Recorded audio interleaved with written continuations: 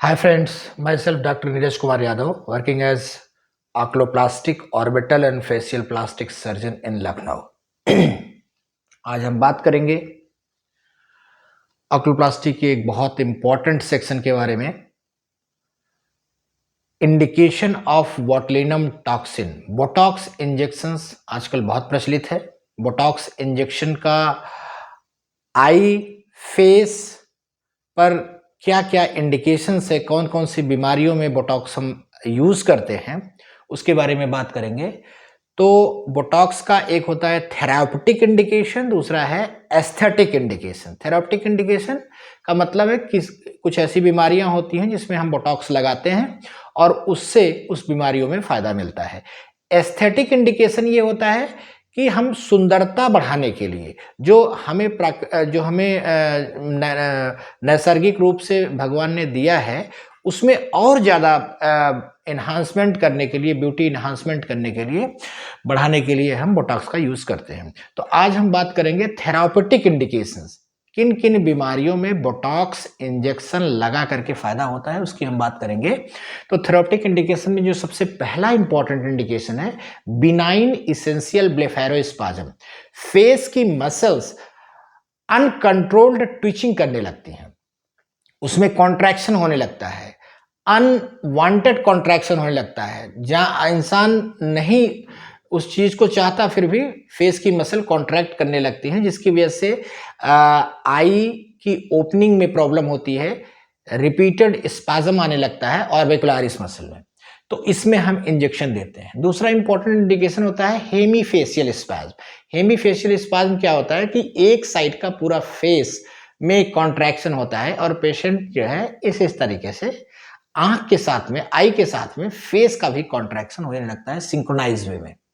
तो उस कंडीशन में भी हम डिफरेंट साइज में फेस पे इंजेक्शन लगा करके उस में सिम्टोमेटिक रिलीफ देते हैं। इससे पहले मैं ये बता दूं कि इसमें बोटॉक्स इंजेक्शन के द्वारा जो भी इलाज किया जाता है वो परमानेंट इलाज नहीं होता है। बोटॉक्स की एक हाफ लाइफ है, 4 से 6 महीने तक के बीच में बोटॉक्स का इंजेक्शन का असर शरीर में रहता है और वो उस जगह पर उस बीमारी को निष्प्रभावी कर देता है 4 से 6 महीने तक। जैसे उसका असर खत्म होता है तो सिम्टम्स पुनः वापस आ जाते हैं। Meige syndrome and the important indications for the Botox injections, कीमोटार्सोग्राफी।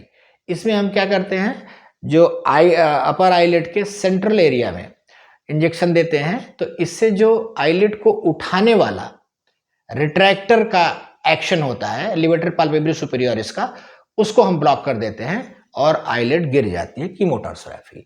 Upper eyelid retraction in TD, thyroid eye disease में ऐसा देखा जाता है कि आईलिड में रिट्रैक्शन होने लगता है, डायलरिम्पल साइन, उसको हमें कम करने के लिए अपर आईलिड में ब्लॉक देते हैं और वो ब्लॉक ट्रांसकंजंक्टिवली दिया जाता है, मुलर मसल को ब्लॉक करता है और मुलर मसल जो रिट्रैक्शन कराती है 2 to 3 mm का, तो वो 2 to 3 mm का अगर रिट्रैक्शन है अपर आईलिड में तो हम बोटॉक्स इंजेक्शन देकर के उसको करेक्ट कर सकते हैं। Aberrant regeneration of seventh nerve, facial nerve का एबरेंट रिजनरेशन होता है, ये ट्रॉमा के बाद हो सकता है या कोई ऐसी एबनॉर्मल पैथोलॉजी हो गई है, मोस्टली हम ट्रॉमा के बाद देखते हैं, post traumatic aberrant degeneration of the seventh nerve that can lead to abnormal facial sensation as well as twitching. तो उस कंडीशन में हमें ये बोटॉक्स बेनिफिशियल होता है। उसके बाद है लैक्रिमल ग्लैंड हाइपर सिक्रेशन हो रहा है, बहुत ज्यादा आंसू बन रहे हैं, ठीक है, पेशेंट को अनकंफर्टेबल हो रहा है। ऐसी कंडीशन में लैक्रिमल ग्लैंड के पैल्पेब्रल लोब में हम इंजेक्शन देते हैं ट्रांसकंजंक्टिवली और उसकी वजह से क्या हो सकता है कि जो सिक्रीशन है टीयर का वो धीरे धीरे कम हो जाता है और पेशेंट को सिम्टोमेटिक रिलीफ मिलती है।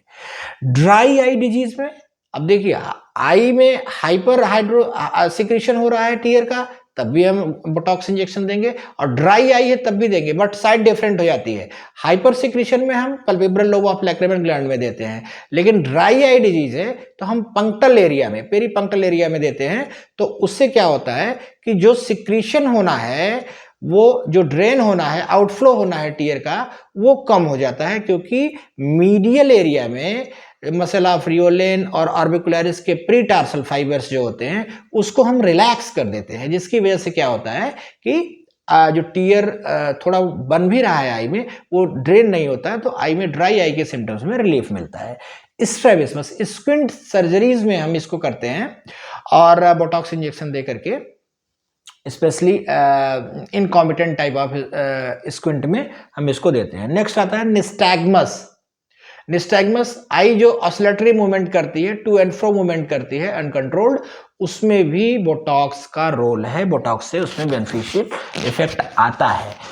अंदर important indication is compressive optic neuropathy. Compressive optic neuropathy generally जो हम देखते हैं कि थायराइड आई डिजीज में severe form of thyroid severe tau में मिलती है, जिसमें कि पोस्टीरियर रेट्रोऑर्बिटल एरिया में मसल एक्स्ट्राऑक्युलर मसल इनलार्जमेंट हो जाता है, फैट सेल्स का हाइपर ट्रॉफी हो जाती है।